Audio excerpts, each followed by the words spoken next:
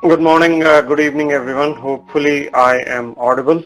Uh, so, this is our annual webinar that we do at the start of the interview preparation season, and we'll talk about what the season entails, how you should prepare for it, and what are the typical pitfalls.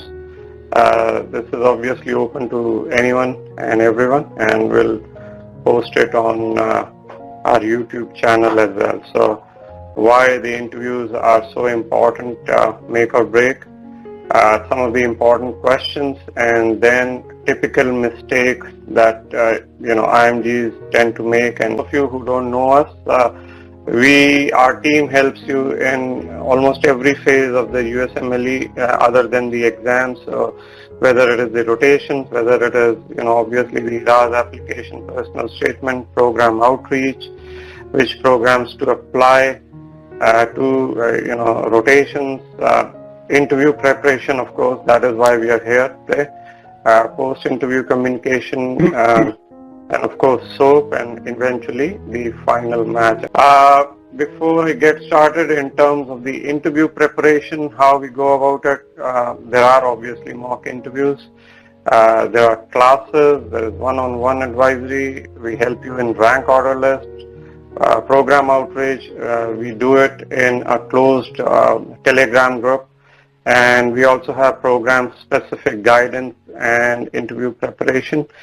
And we are now, of course, enrolling. For those of you who may be interested, you can reach out to it. Importance of the interview, and I think this is you, Rahul.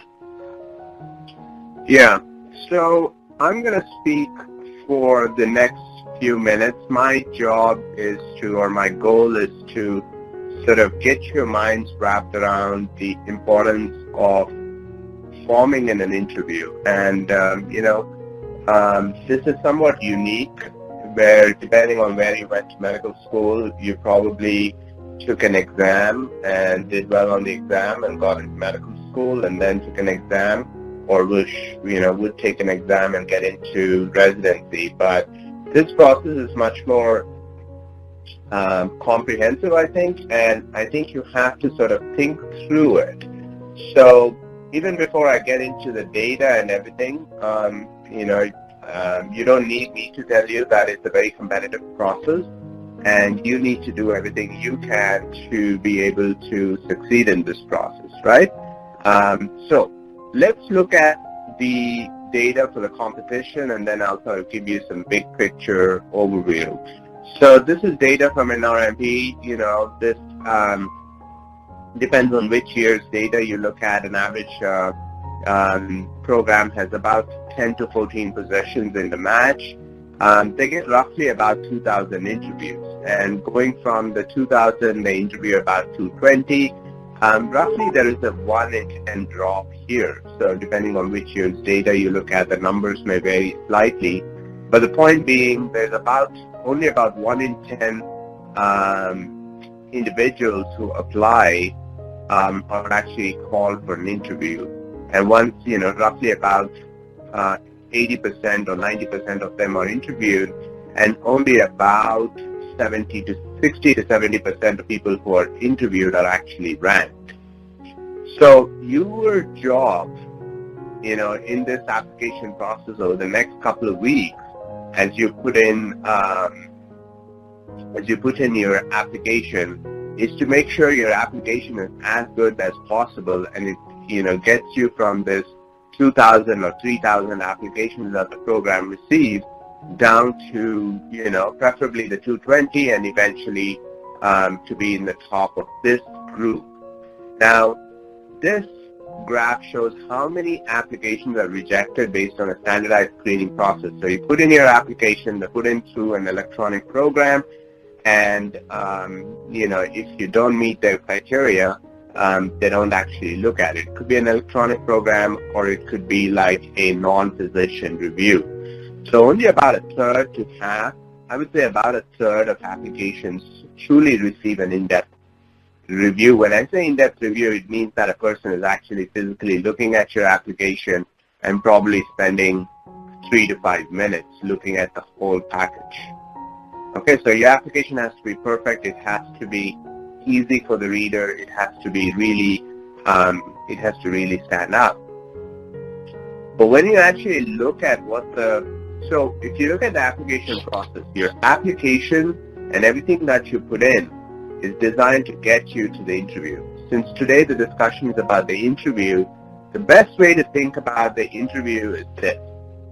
Everything that you've done so far, right? All your exams, all the hard work you've put in medical school, everything that you've done, your observerships and everything, basically gets you the interview, and now you have 20 minutes with each person, maybe with 3 to 5 people, to really prove yourself, right? You've got to get your game on during that day. Otherwise, it really doesn't matter.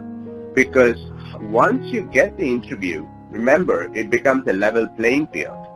Now you have to prove yourself. So everybody sitting with you that day is going to have pretty much the same qualifications that you're going to have, right?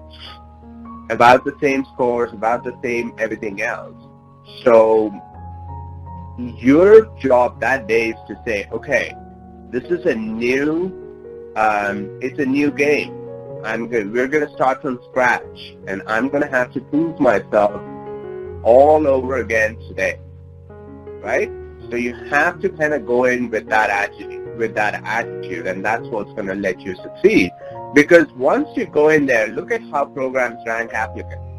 The most important factor is how you interact with faculty, how you interact with others when you visit, what your interpersonal skills are, how you interact with the residents. If you talk to residents, what kind of feedback are they getting? And then it comes to your credentials, your scores, your letters, things like that. Okay?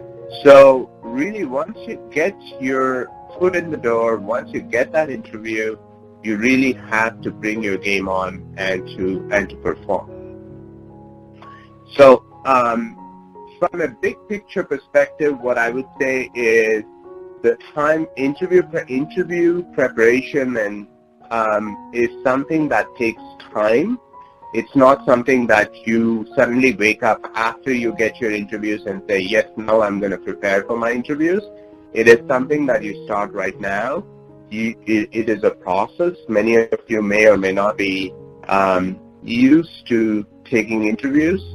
And the way you approach these interviews are also different. This is not them asking you questions and you're the student trying to answer the questions. It's going to be a conversation.